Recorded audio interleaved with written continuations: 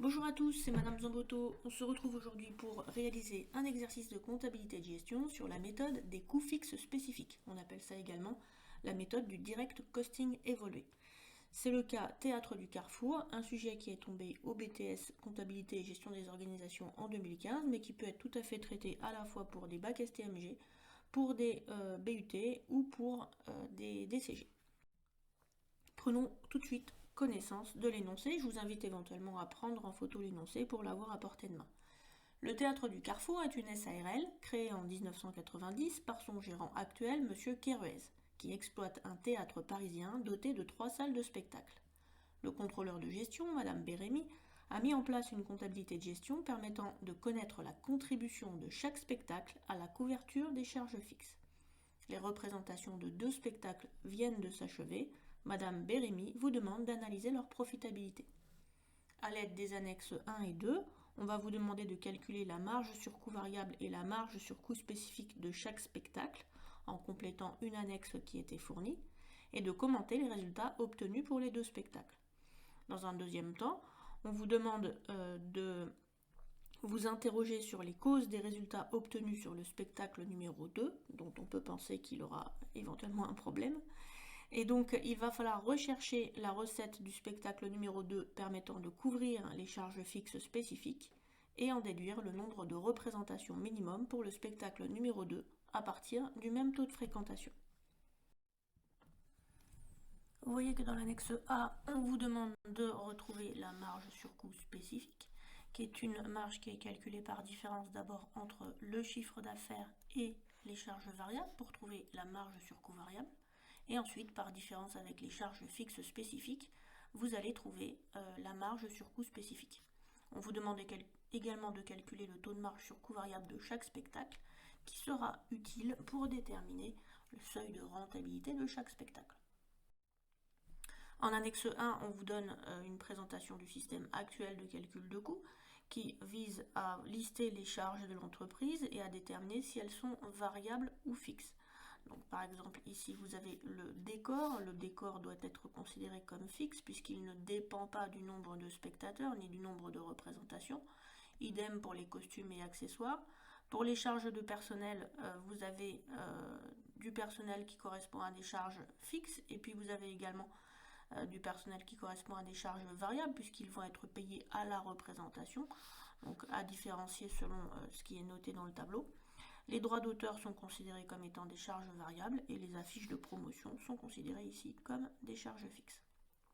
Par ailleurs, on vous dit que les frais de fonctionnement du théâtre sont des charges fixes communes, à différencier avec les charges fixes spécifiques, qui sont financées grâce aux subventions de l'État. Pour un spectacle, le chiffre d'affaires issu de la vente des billets, des représentations, doit permettre de couvrir le coût spécifique du spectacle. C'est le principe de la méthode du direct costing évolué ou méthode des coûts fixes spécifiques. En annexe 2, vous allez pouvoir mettre en application tout cela puisqu'on vous donne le détail des charges et des éléments qui vont vous permettre de déterminer le chiffre d'affaires. Donc par exemple pour le spectacle numéro 1, on vous dit que la capacité de la salle est de 800 places, on vous donne le nombre de représentations, le prix moyen du ticket et le taux de fréquentation. Alors ces éléments vont vous permettre de déterminer en fait le chiffre d'affaires réalisé pour une représentation. En effet, normalement le chiffre d'affaires c'est quantité vendue multipliée par le prix de vente.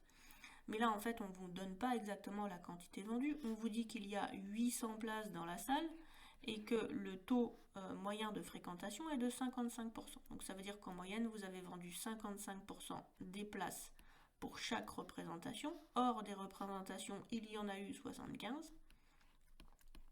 Et chaque place a été ici payée 17 euros. Donc vous multipliez encore par 17 et ça va vous donner le chiffre d'affaires qui est lié à une représentation. Et vous allez faire exactement la même chose de l'autre côté. Ensuite, on vous donne les éléments qui concernent le décor. Alors le décor, si on fait le lien avec l'annexe 1, c'était bien marqué que c'était des charges fixes. Pour les costumes et accessoires, c'était marqué également que c'était des charges fixes. Pour les charges de personnel, vous voyez que vous avez une partie fixe et une partie variable, donc variable plus fixe. Il faudra les mettre dans les deux parties. Pareil pour les techniciens. Pour les droits d'auteur, c'est marqué 12% du chiffre d'affaires. Si vous faites le lien avec l'annexe 1, Vous voyez bien qu'il s'agit d'une charge variable puisque c'est lié à l'activité. Et les affiches de promotion, ici vous avez des éléments qui sont fixes. On vous dit par ailleurs que les charges indirectes variables s'élèvent à 660 € par représentation, donc ne pas oublier cette charge variable. Et puis ensuite, on vous parle des charges fixes communes du théâtre, qui sont de 3 500 000 €. Mais a priori, ces charges fixes communes ne vont pas vous servir, puisque dans l'annexe A, on vous demande de vous limiter au calcul de la marge sur coût spécifique. Et bien justement, on va remplir cette annexe A. Donc j'ai commencé par remplir le chiffre d'affaires ici. Donc je vous ai expliqué dans la diapositive précédente comment je fais. Je prends la capacité de la salle multipliée par le taux de fréquentation, multiplié par le nombre de représentations, multiplié par le prix de vente d'un billet. Et je fais ça pour les deux spectacles. Donc, comme je vous l'ai montré pour le premier, je vous invite à vérifier le montant que j'ai trouvé sur le deuxième spectacle. Ensuite, j'ai listé tout ce qui était fixe et tout ce qui était variable. Et bien, je vais simplement reporter dans mon tableau les éléments. Vous voyez que j'ai bien pris soin de détailler chaque charge variable. Je ne suis pas en train simplement de mettre une somme. Toutes les sommes doivent être justifiées. Je me retrouve donc avec un montant de charge directe variable qui correspond à l'addition de la ligne artiste, technicien et droit d'auteur. Ça me donne 361 820 que j'additionne avec les charges indirectes variables qui est égal à 660 € par représentation. Donc j'ai multiplié quand même par le nombre de représentations de chaque spectacle. Ça me donne les charges variables totales que j'obtiens en additionnant les charges directes variables et les charges indirectes variables. Vous voyez bien qu'un coût variable est constitué de charges directes et de charges indirectes. Je vais pouvoir ainsi sans peine calculer la marge sur coût variable. Vous vous rappelez comment on fait pour calculer la marge sur coût variable? C'est simple. Faites simplement le chiffre d'affaires moins ici les charges variables totales ou le coût variable, on peut appeler ça des deux façons, ce qui va me permettre de trouver ma marge sur coût variable, mais également le taux de marge sur coût variable.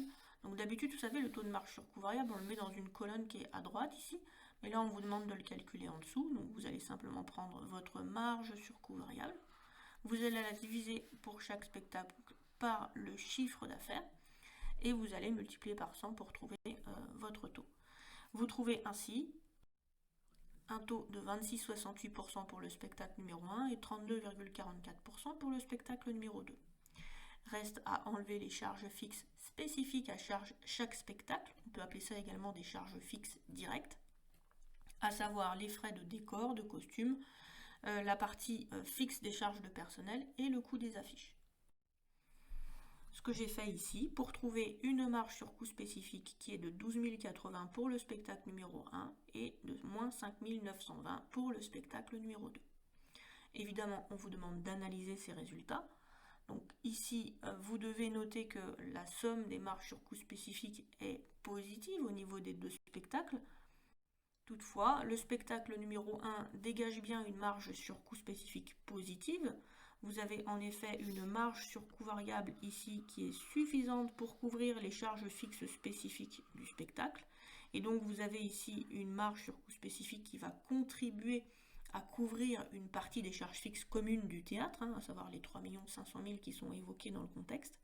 Par contre, pour le spectacle numéro 2, on avait pourtant une marge sur coût variable ici qui avait un taux de marge sur coût variable qui était supérieur au spectacle numéro 1, donc normalement une meilleure capacité à dégager de la marge, mais manifestement le spectacle a eu moins de succès, et donc la marge sur coût variable ne couvre pas les charges fixes spécifiques. Vous voyez ici, on a trop de charges fixes spécifiques, ce qui conduit à une marge sur coût spécifique négative.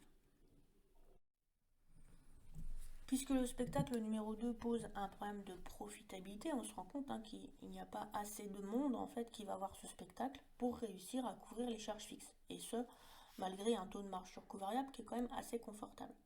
Donc on vous demande quelle est la recette du spectacle numéro 2 qui va permettre de couvrir les charges fixes spécifiques. Autrement dit, on voudrait bien modifier ici le chiffre d'affaires réalisé sur ce spectacle pour réussir à couvrir les 39 700 € de charges fixes spécifiques.